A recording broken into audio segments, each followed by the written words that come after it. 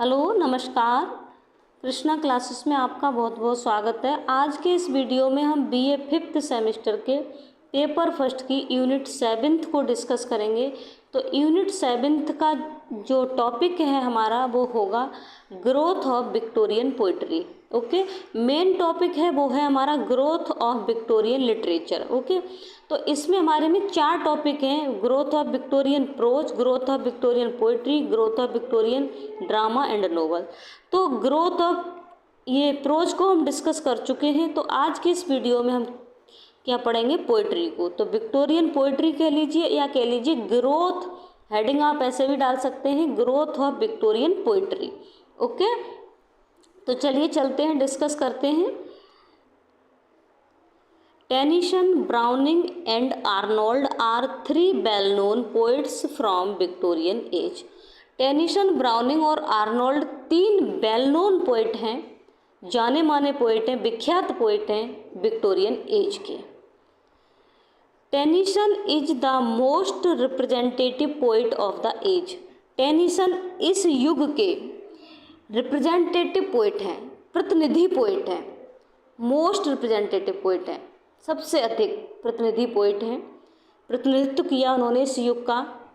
He presents the conflict, व conflict को present करते हैं, एंड कंप्रोमाइज करते हैं, समझौता करते हैं विक्टोरियन टाइम्स में इन हिज पोइट्री, अपनी कविताओं में। He is regarded as the great lyric poet. उनको रिगार्डेड किया जाता है, माना जाता है as the great lyric poet. As means के रूप में, ग्रेट लिरिक पोइट, महान लिरिक पोइट के रूप में उनको रिगार्ड किया जाता है, या कह लीजिए उन्हें महान लिरिक पोइट कहा जाता है।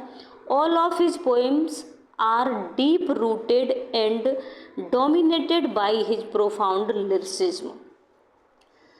देखेंगे ऑल ऑफ हिज पोएम्स, उनकी सभी poems, all of his poems, उनकी सभी poems are deep rooted. Deep rooted का मतलब, डीप मीन्स गहरी, रूटेड मीन्स जड़ें जमाई हुई, इसका मतलब सुदृढ़, बहुत अच्छी, ठीक है, और सुदृढ़ हैं।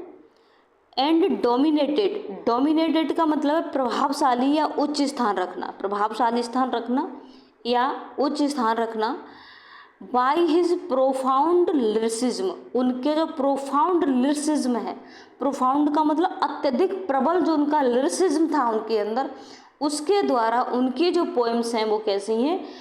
डोमिनेटेड हैं और डीप रूटेड हैं। ठीक है, क्या था उनके अंदर? बहुत प्रबल, अत्यधिक मात्रा में क्या था? लिरिसिज्म। विच गिव्स, जो देता है, मतलब लिरिसिज्म क्या देता है? गिव्स देता है हिज पोइट्री, उनकी पोइट्री को a smooth and sweet touch. जो उनके अंदर बहुत ही प्रोफाउंड लिरिसिज्म था, वो उनकी पोइट्री को स्मूथ और स्वीट टच प्रदान करता है। बहुत अच्छी कविताएं, बहुत लयबद्ध, मधुर। His lyrics can be divided into many parts like, उनकी जो लिरिक्स हैं कैन बी डिवाइडेड किए जा सकते हैं, बांटे जा सकते हैं इनटू मैनी पार्ट्स, कई पार्ट्स में। लाइक पर्सनल, यहाँ पर्सनल की स्पेलिंग थोड़ी गलत हो गई है, PER, ठीक है, ये सही कर लेना। ओके, पर्सनल लिरिक, ये मिस्टेक है इसमें। ड्रामेटिक और patriotic and musical lyric and songs, उनके जो लिरिक्स हैं किसमें? कई पार्ट्स में डिवाइडेड किए जाते हैं, किए जा सकते हैं, कि personal lyrics, dramatic, patriotic lyrics और म्यूजिकल लिरिक्स और सॉन्ग्स। नेक्स्ट देखेंगे among Tennyson's personal lyrics. Tennyson के जो पर्सनल लिरिक्स थे उनमें इन मेमोरियम इज वेरी इम्पोर्टेंट, उनमें इन मेमोरियम का बहुत इम्पोर्टेंट लिरिक है। ध्यान रखेंगे, मेमोरियन बहुत पूछा जाता है टेनिसन का। It is a collection of lyrics, ये लिरिक्स का कलेक्शन है, composed on the death of his bosom friend Arthur Miller. और इस लिरिक को इन्होंने, जो ये कलेक्शन है लिरिक्स का, इसको इन्होंने कब कंपोज किया? अब इनका ये मित्र थे, बोज़म फ्रेंड का मतलब घनिष्ठ मित्र, प्रिय मित्र। इनका नाम था आर्थर हेलम, ठीक है। आर्थर हेलम की डेथ पर उन्होंने ये कंपोज किया। कौन सा लिरिक? इन मेमोरियम, उनकी याद में, मेमोरियम, ठीक है। जैसा कि हमारा टाइटल से भी समझ में आ रहा होगा, memoriam. Tennyson's dramatic lyrics are in form of dramatic monologues. Tennyson's के जो ड्रामेटिक लिरिक्स हैं वो आर हैं in form of dramatic monologues. Dramatic monologues की फॉर्म में है, रूप में है। Tennyson is admired as a pictorial artist. Tennyson की एडमायर्ड की जाती है, प्रशंसा की जाती है। एज मीन्स के रूप में, पिक्टोरियल आर्टिस्ट, पिक्टोरियल आर्टिस्ट के रूप में। पिक्टोरियल से मतलब है टेनिसन सचित्र वर्णन करते थे, चित्रा, जैसा लगता था चित्र खींच देते हैं अपनी कविताओं में, चित्रों द्वारा अभिव्यक्त करने की योग्यता, ठीक है। तो पिक्टोरियल आर्टिस्ट के रूप में उनको, इनकी प्रशंसा की जाती है। हिज डेस्क्रिप्शन ऑफ नेचर, उनका डिस्क्रिप्शन ऑफ नेचर, प्रकृति का उनका डिस्क्रिप्शन इज हाईली सेंसुअस, बहुत उच्च कोटि का सेंसुअस है। सेंसुअस मतलब इंद्रिय जन्य, आनंद देने वाला, ठीक है। बहुत सेंसुअस को यूज करते हैं वो, नेचर का जब वर्णन करते हैं वो, ठीक है। Robert browning is known for his dramatic monologues and philosophy of hope. Robert browning is known, Robert browning जाने जाते हैं फॉर हिज ड्रामेटिक मोनोलॉग्स, अपने ड्रामेटिक मोनोलॉग्स के लिए, and philosophy of hope, philosophy of hope के लिए भी जाने जाते हैं। नेक्स्ट चलेंगे, देखेंगे browning. Robert browning is the greatest writer of dramatic monologues.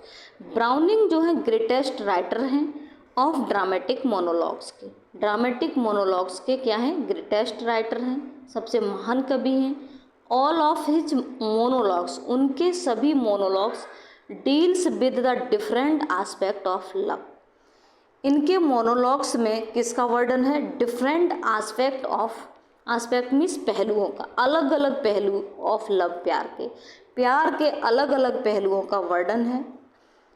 Matthew Arnold is regarded as the greatest elegiac poet of the Victorian age. और Matthew Arnold को क्या रिगार्ड किया जाता है? माना जाता है as the greatest elegiac poet, बहुत एलेजियक पोइट माना जाता है उनको। इन्होंने बहुत सारी एलेजीज लिखी थी, इसलिए इनको एलेजियक पोइट माना जाता है। ऑफ विक्टोरियन एज, कौन सी एज के? विक्टोरियन एज के एलेजिक पोइट माने जाते हैं। ही कंट्रीब्यूटेड ए नंबर ऑफ एलेजीज, उन्होंने नंबर ऑफ एलेजीज लिखी, बहुत सारी एलेजी इन्होंने लिखी। But the following five are of great merit, लेकिन इनकी जो 5 एलेजी हैं बहुत उच्च स्थान रखती हैं। ये तो थार्सिस तो इनकी बहुत फेमस है, अक्सर पूछी जाती है। तो देखेंगे, फर्स्ट है थार्सिस, सेकंड रग्बी चैपल, और ये है स्कॉलर गिप्सी। 4 है, आगे देख लेंगे। 4 है द स्कॉलर, थर्ड है सॉरी, द स्कॉलर गिप्सी। 4 है साउथर्न नाइट, और 5th है वेस्ट मिनिस्टर अवी। ओके, इस तरह से इनकी ये 5 ग्रेट एलेजी हैं, ठीक है। तो इसमें सर्वोच्च स्थान थार्सिस को दिया गया है। ओके, तो इस तरह से ये हमारा कौन सा टॉपिक क्लियर हो गया?